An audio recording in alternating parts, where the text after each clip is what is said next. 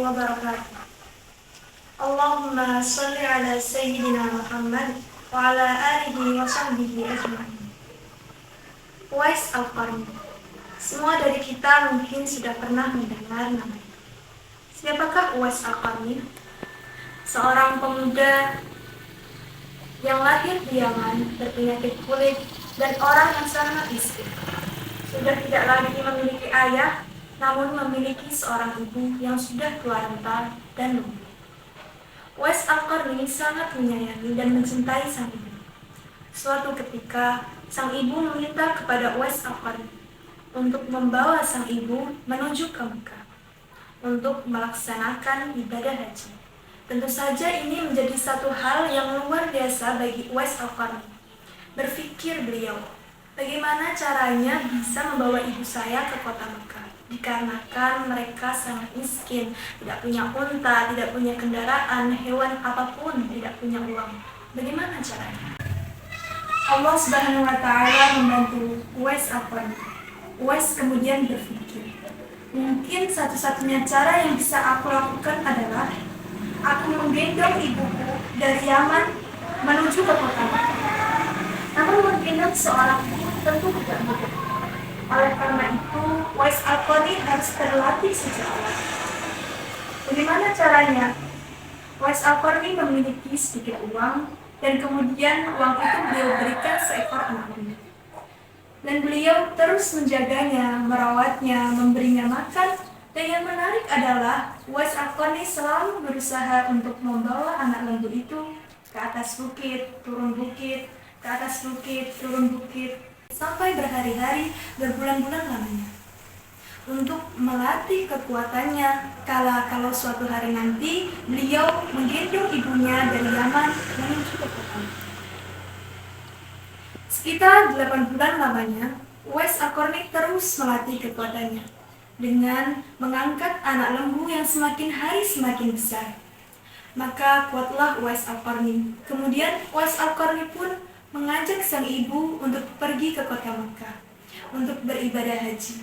Beliau menggendong sang ibu, membawa sang ibu berjalan dari Yaman menuju ke Mekah, melewati gurun pasir, panas di siang hari, dingin di malam hari. Beliau lalui dengan bersama sang ibu. Sampailah beliau di Ka'bah. Beliau melakukan tawaf, sa'i, terus menggendong sang ibu. Kemudian sang ibu mendengar doa dari Uwais Al-Qarni. Uwais Al-Qarni berdoa, "Ya Allah, masukkanlah ibuku ke dalam surga." Maka sang ibu bertanya kepada Uwais Al-Qarni, "Kenapa engkau mendoakan seperti itu tidak untuk dirimu sendiri?" Uwais Al-Qarni mengatakan, "Ibu, kalau engkau masuk surga maka dengan ridhomu insyaallah, dengan rahmat Allah pula, aku juga bisa masuk surganya Allah Subhanahu wa Ta'ala." Begitu baktinya Uwais Al-Qarni kepada sang ibu.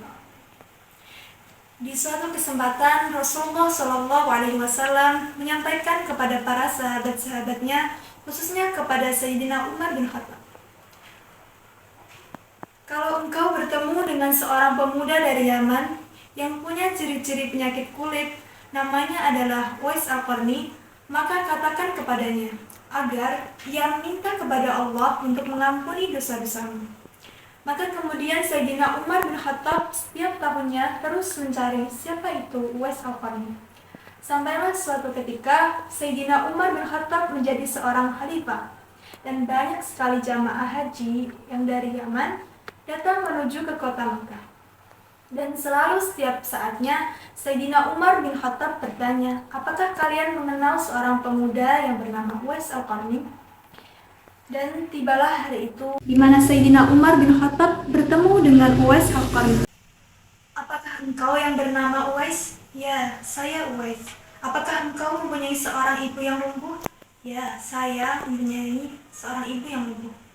"Kau pernah punya penyakit kulit?" "Ya, saya punya penyakit kulit."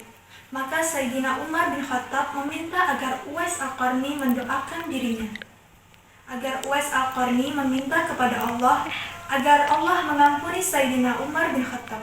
Tentu saja Uwais Al-Qarni merasa bingung. Sayyidina Umar bin Khattab adalah seorang sahabat yang mulia, seorang khalifah, dan meminta doa dari seorang yang tidak terkenal di antara penduduk bumi seperti Uwais Al-Qarni. Namun Uwais Al-Qarni tidak pernah tahu betapa mulia dirinya di hadapan para penduduk langitnya Allah, para malaikat-malaikatnya Allah. Suatu ketika Uwais Al-Qarni meninggal dunia, dan betapa kaget dan betapa terkejutnya banyak orang ketika mereka mengetahui seorang Uwais Al-Qarni tiba-tiba jenazahnya banyak diantarkan oleh orang-orang yang mereka semua tidak tahu siapa orang-orang itu.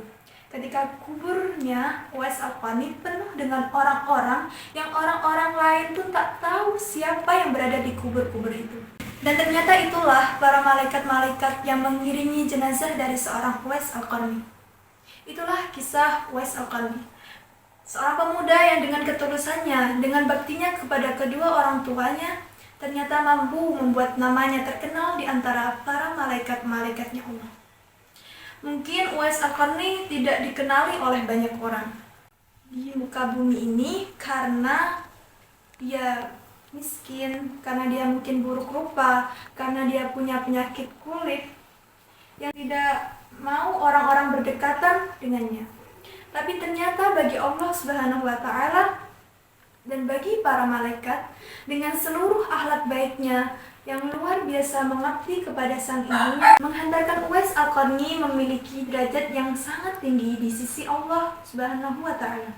Mudah-mudahan kisah Uwais Al-Qarni mendatangkan pembelajaran berharga untuk kita.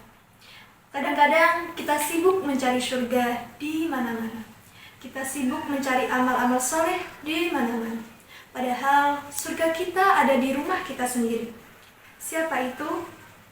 Ibu kita, ayah kita, orang tua kita, yang mungkin kadang-kadang kita lupa untuk berbuat baik kepadanya, yang mungkin kadang-kadang kita lupa untuk berwajah manis di hadapannya, yang mungkin kadang-kadang kita lupa untuk bertutur santun di hadapannya. Semoga teman-teman sekalian, orang tua punya batas waktu. Mudah-mudahan dengan batas waktu yang sempit ini, kita sempat memberikan yang terbaik untuk membalas semua kebaikan orang tua kita. Insya Allah, insya Allah. Sekian dari saya, semoga bermanfaat. Assalamualaikum warahmatullahi wabarakatuh.